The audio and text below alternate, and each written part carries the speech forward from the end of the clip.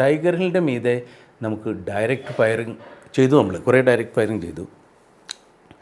ആ direct firing അപ്പോൾ ഈ ടൈഗർ ഹില്ലിൻ്റെ മീതെ ഡയറക്റ്റ് ഫയറിങ് ചെയ്യുമ്പോൾ അപ്പോൾ നമ്മൾ ദ്രാസിൽ നിന്നുള്ള ഈ ലൊക്കേഷൻ സെൻറ്റർ ടോപ്പ് ആ ഭാഗത്തു നിന്നാണ് ഫയർ ചെയ്യുന്നത്. അപ്പോൾ ഇത് കാണാൻ നല്ല രസമാണ്, നല്ല രസമാണ് കാണാനായിട്ട് ബോംബെയിൽ ഇങ്ങനെ പോകുന്നത്.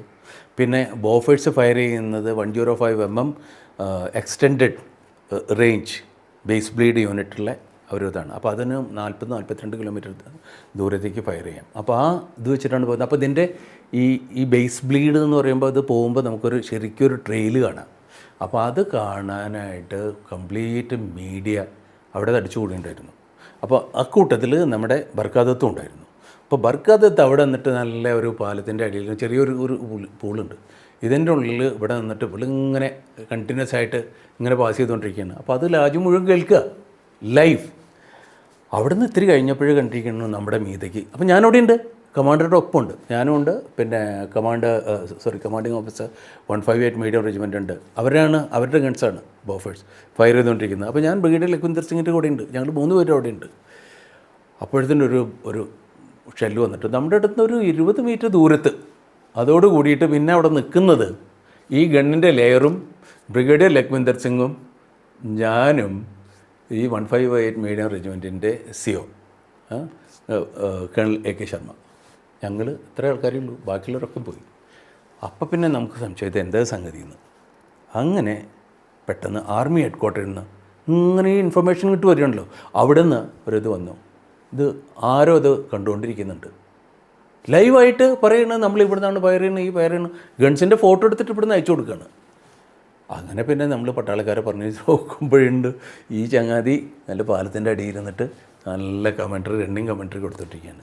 അങ്ങനെ GOC വിളിച്ചിട്ട് പുള്ളിയോട് പറഞ്ഞു, മോളെ സമയം കുറേ രാത്രി, നീ ഒരു കാര്യം ചെയ്യ്, നിൻ്റെ ക്യാമറ ഒക്കെ ഇവിടെ ഹാൻഡ് ഓവർ ചെയ്യും, ഇനി പോയിട്ട് സുഖമായിട്ട് കിടന്നുറങ്ങും, നിർത്ത് എന്ന് പറഞ്ഞു. അതോട് കൂടിയിട്ട് റണ്ണിങ് കമൻട്രി അവസാനിച്ചു.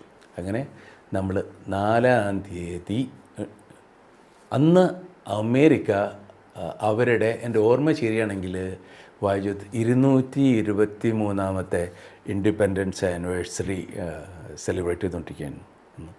ജൂലൈ 4-ാം തീയതി.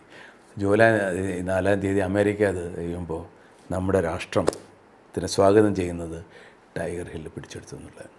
അതായിരുന്നു ടൈഗർ ഹില്ലിൻ്റെ യുദ്ധം.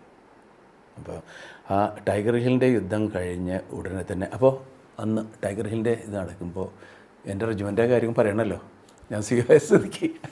അപ്പോൾ ടൈഗർ ഹില്ലിൻ്റെ മീതെ, അപ്പോൾ അവിടെ നടന്ന എല്ലാ യുദ്ധത്തിലും ഞങ്ങൾ പങ്കെടുത്തിട്ടുണ്ട്. ടോലോലിങ്ങിനായാലും ശരി, ടൈഗർ ഹില്ലായാലും. ടൈഗർ ഹില്ലിന് പിന്നെ ഞങ്ങളുടെ ബാറ്ററി ഉണ്ടായിരുന്നു. അപ്പോൾ ടൈഗർ ഹില്ലിൻ്റെ direct support regiment 41 field regiment, അത് ഞാൻ അവിടെ പണ്ട് 2IC ആയിട്ട് സെർവ് ചെയ്തിട്ടുണ്ട്. അപ്പോൾ 41 ഫീൽഡ് റെജിമെൻ്റ് ആയിരുന്നു അതിൻ്റെ. അപ്പോൾ എല്ലാ ബ്രിഗേഡിനും ഒരു ഡയറക്റ്റ് സപ്പോർട്ട് ഫീൽഡ് റെജിമെൻറ്റ് ഉണ്ടായിരുന്നു. 41 ഫീൽഡ് റെജിമെൻ്റ് ആയിരുന്നു. അപ്പോൾ അതിനുണ്ടാക്കിയ ഫയർ പ്ലാൻ കേണൽ മാനാണ്. അപ്പോൾ ഞങ്ങൾ ഒരേ റെജിമെൻറ്റിൽ നിന്നാണല്ലോ. അപ്പോൾ മാൻ ഈ ഫയർ പ്ലാൻ ഉണ്ടാക്കിയപ്പോൾ അതെനിക്ക് കാണിച്ചു തന്നു. എന്നിട്ട് ഞാനത് എഡിറ്റ് ചെയ്തിട്ട് സെക്ഷനൊക്കെ ഇൻകോർപ്പറേറ്റ് ചെയ്തിട്ടാണ് അതിൻ്റെ മീതെ ഫയർ ചെയ്യുന്നത്. പിറ്റേ ദിവസം, അപ്പോൾ ഞാൻ പറഞ്ഞു ഇതൊരു ഫെയിൻ്റ് അറ്റാക്ക് ആയിരുന്നു. പിറ്റേ ദിവസമാണ് ഈ .4875 എന്ന് പറയുന്നത് അതിൻ്റെ മീതുള്ള അറ്റാക്ക്. അപ്പോൾ ആ അറ്റാക്കിന് 79 മൗണ്ടൻ ബ്രിഗേഡിൻ്റെ അറ്റാക്കിൻ്റെ direct field regiment, direct support field regiment 315 ആയിരുന്നു. അപ്പോൾ അതിൻ്റെ ഫയർ പ്ലാൻ ഉണ്ടാക്കേണ്ട റെസ്പോൺസിബിലിറ്റി എൻ്റെയാണ്.